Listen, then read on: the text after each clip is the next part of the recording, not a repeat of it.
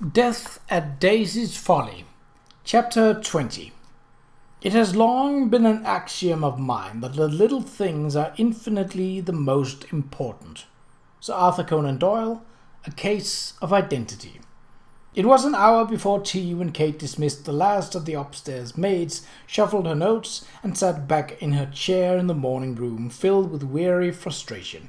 The interviews had to be done, of course. It was necessary to question anyone who might have information about the movements of the guests the night before. And she had looked forward to it. In fact, when Charles had told her that she was to interrogate the women, Beryl Bardwell had given a joyful hurrah. Internally, of course. She would be doing real detective work at last, work that would provide her a glimpse into authentic investigative procedures and would serve as a rich mine of valuable information for her future fictions. More than that, she would be able to see into the criminal mind, even into, she thought with a tremble of excited and half-fearful anticipation, the very heart of darkness. But as far as Kate could discern, this afternoon's interrogation had yielded only little things, odds and ends of information of trivial significance. Instead of looking into the heart of genuine evil, she had been given glimpses into the grey soul of boredom and dispirited ennui, which fostered petty misconduct, moral dissipation, and promiscuous behaviours not criminal in themselves, and prosecutable chiefly in the divorce courts. However, Kate reminded herself the fear of public exposure was real and powerful enough to motivate all sorts of criminal actions. It was entirely possible that Reginald Wallace had been killed because he knew some secret thing, a small secret thing perhaps, but potentially embarrassing to someone who could not afford to be embarrassed. What had he known? Who had a secret to hide? As it turned out, however, all of the women seemed to have secrets to hide, and it proved almost impossible to obtain an honest answer to the question, what did you do after everyone else retired?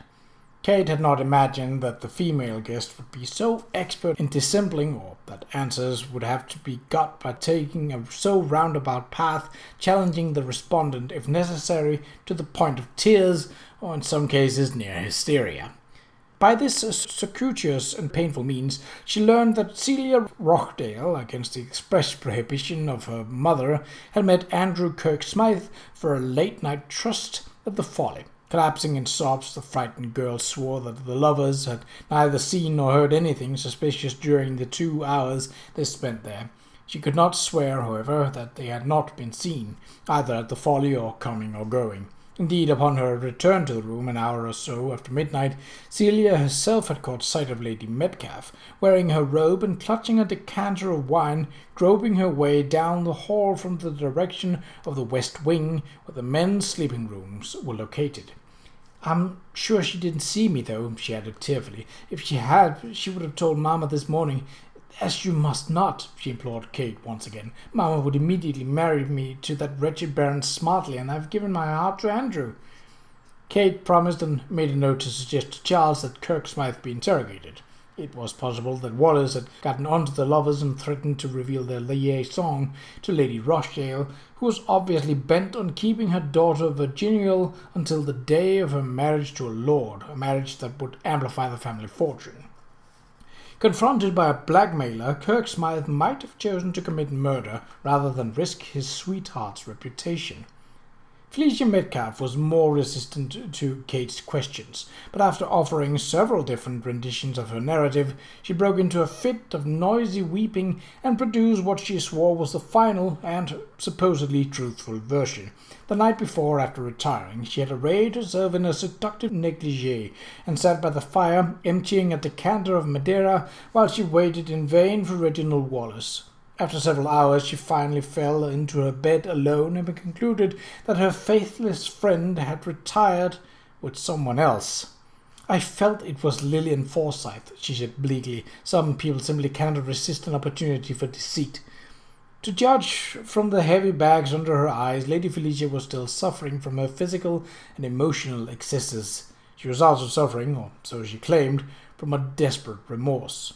For instead of having spent the night in the arms of Lillian Forsyth, Wallace had been lying murdered on the cold ground in the garden of Daisy's Folly. And I doubted his faithfulness, Lady Felicia moaned, rolling her eyes. Oh, if only I had gone in search of him and raised an alarm, I might have saved him. A speculation which inspired another round of fresh weeping. But Lady Felicia's theatrical grief had something of the ersatz about it. More importantly, Kate was in possession of a key contradictory fact, that Celia Rochdale had seen Lady Metcalfe about 1 a.m. returning from the West Wing. Confronted with this intelligence, the lady produced yet another version of her narrative. Around 12:15, having consumed her decanter of wine, she had taken her candle and made her way to Wallace's room. The empty room confirmed her suspicion that her lover was in Lillian Forsyth's bed. She snatched up his decanter and carried it back to her room, where she attempted to quench the fires of her jealousy with yet more Madeira. She had drunk herself into a stupor about 3 a.m. Whether this new version was the truth or only yet another embroidery, Kate could no longer be sure. Beryl Bardwell, however, proposed an alternative and quite plausible theory. When Wallace did not appear, Lady Felicia might have gone to the Folly, where she supposed he was dallying with Lady Lillian. Encountering him on the path, she charged him with betraying her, took out a gun, and shot him dead. Kate made a note to discuss the matter with Charles. As for Lady Lillian herself, she had no tears to shed over Reginald Wallace. Felicia has it all wrong as usual, she said coolly. Then she added with some smugness, I spent the night with Friedrich Temple, and if you don't believe me, you can ask him. According to Lady Lillian, Temple had suggested the dalliance their first during the last waltz of the evening, just before the company had assembled to pick up the candlesticks and troop off to bed. Lady Lillian was nothing loath, albeit rather taken aback by such a precipitous proposal from a man who had hitherto been bit above such friskiness. The liaison had apparently been to the liking of both, for Temple remained with her until her maid appeared to open the curtains and bring in the tea tray. I trust, Miss Audley, Lady Lillian added in a chilly tone, that my confidences will go no further than this room. I have told you these things only because His Highness directed us to be forthright. Kate suspected that Lady Lillian was less interested in honesty than in flaunting the fact that she had not gone to bed alone, especially after Sir Charles had rejected her. But her liaison with Sir Friedrich came as something of a surprise to Kate, who had herself received his attentions. In lieu of questioning Sir Friedrich, she queried Lady Lillian's maid Adelma. Again substantiated her mistress's story, reporting that, yes, a tall gentleman with sandy hair and beard had been in Madame's room as she arrived with the tea tray. She had been a bit startled by his presence, she confessed, since Madame's lovers were usually sent packing before the maids were about. The other interviews were no less interesting. Malvina Knightley testified to having spent the night in the company of her husband Milford, a fact borne out by her lady's maid, who had seen the couple to bed with cups of hot chocolate and awakened them with a tray of tea and toast around 8. In response to Kate's question about whether the Knightleys shared the same bedroom at home, the maid reported tartly that they did not. Kate smiled, speculating that a weekend in the country might have awakened the couple's romantic ardour. Eleanor Farley reported that she had gone to sleep immediately upon retiring and slept the night through, with the exception of 2 inconvenient visits to the water closet at the end of the hall near her room. On the first of those visits, about 12:30, she recalled a brief and somewhat embarrassing encounter with Samuel Isaacson. Wearing a brown silk dressing gown and slippers and tapping at the door of Verena Rochdale's room. To tell the truth, Eleanor giggled, I couldn't decide which of them would have the worst of it. Samuel Isaacson is so old, and Verena Rochdale is such a prude. Lady Rochdale, for her part, asserted in tone of high dudgeon that she had slept entirely and indisputably alone, her husband having occupied another room some distance down the hall, and that if Mr. Isaacson had attempted to enter her room, mistaking it for his own, no doubt, she knew nothing of that matter. But there was an apprehension in Lady Rochdale's tone that made Kate wonder if the woman was actually telling the truth.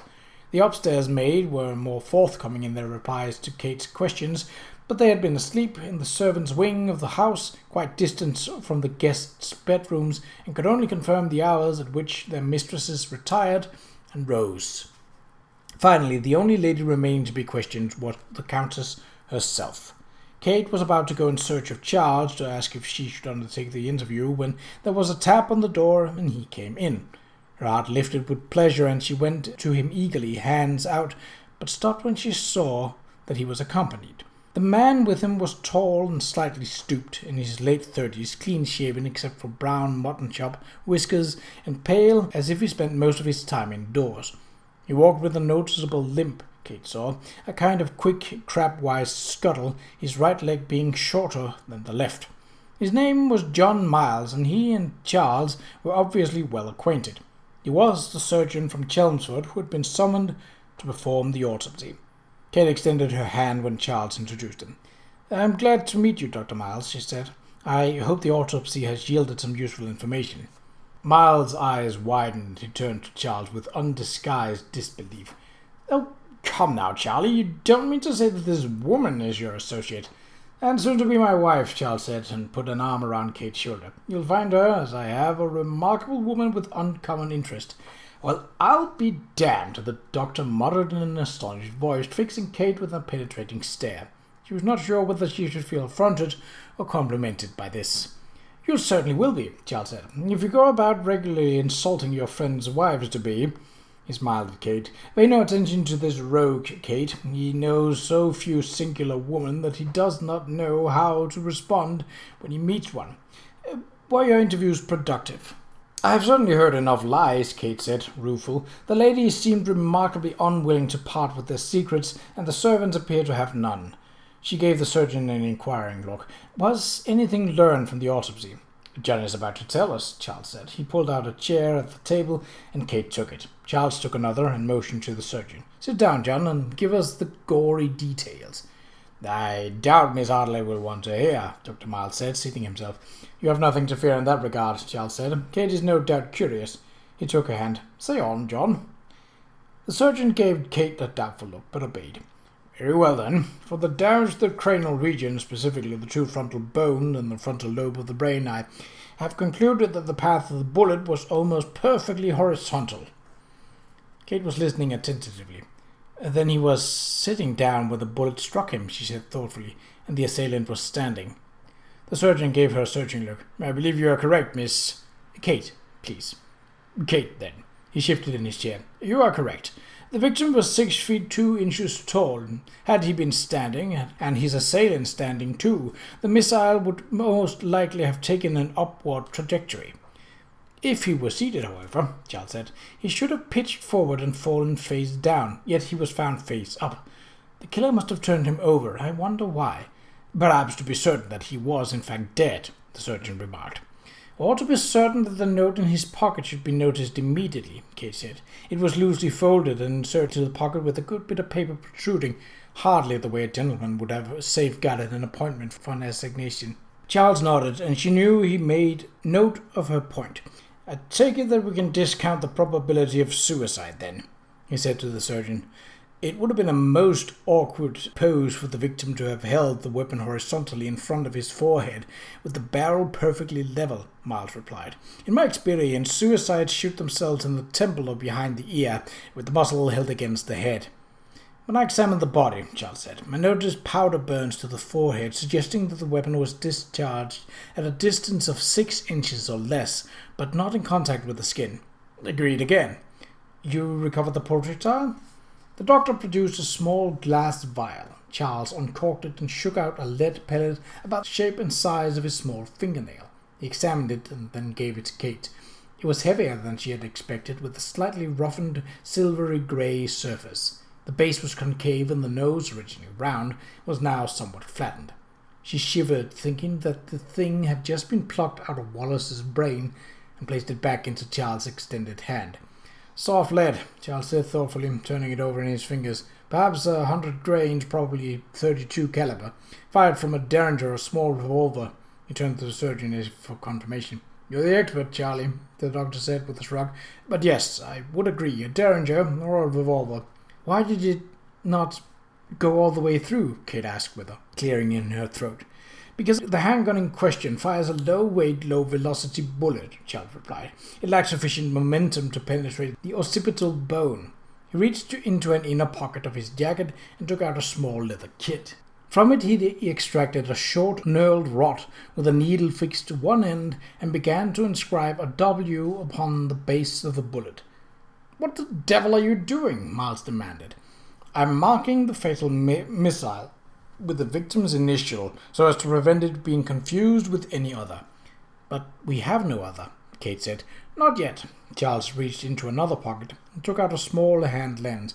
"If, however, we came upon a weapon similar to the one that discharged this bullet, we will fire it and compare the test bullet against this one. The more significant similarities we find, the more confident we can be that we have discovered the murder weapon." John Miles brightened. "Of course," he exclaimed, "as Professor Qa'Rajh did a few years ago in Lyon. Now, that was a brilliant piece of forensic detecting." "Almost," Charles replied. "Good enough to convince the court at any rate. I fear, however, that the fact that a weapon has fired the fatal bullet does not in and of itself tell us who was the one to fire it." He turned the bullet under the lens. "6 grooves," he murmured, "with the right-hand twist." He pointed at the needle. "And this groove is noticeably deeper than the others." "If I remember what you said this morning," Kate said, "that means that every bullet fired from the murder weapon will have 6 grooves, with the right-hand twist, one of which is deeper than the others. And, oh yes, it will be a .32 caliber. "Precisely," Charles said, giving Kate the smile of a teacher who had just heard the recitation of a star pupil. "I would wager that these characteristics differentiate the weapon that fired this bullet from 95 to 99% of similar weapons." Kate shook her head wonderingly. "It's the tiniest details that make the difference, isn't it?" The sergeant whistled. "Well, I can see that criminals won't have much of a chance from now on. With information like this, the police will—" Charles laughed curtly. "The police are ill-equipped and ill-trained to gather information like this. Judges and juries don't know what to do with it either. Of course, the impact of such testimony can loosen a guilty tongue, and the criminal may confess if he's confronted with facts which he knows to be true. But it will be a great many years before criminals are regularly convicted on the basis of scientific proof of guilt." "I dare say you're right, Charlie," the surgeon said. "The juries I've encountered have very little regard for scientific testimony." Kate laughed. If Conan Doyle only knew about these new techniques, Sherlock Holmes might not have to go through such protracted contortions of logic. Charles replaced the bullet in a vial and pocketed it. Perhaps Beryl Bardwell should educate him. "Beryl Bardwell?" Miles asked, looking mystified. "A mutual friend with an informed interest in such matters," Charles said, and Kate smiled.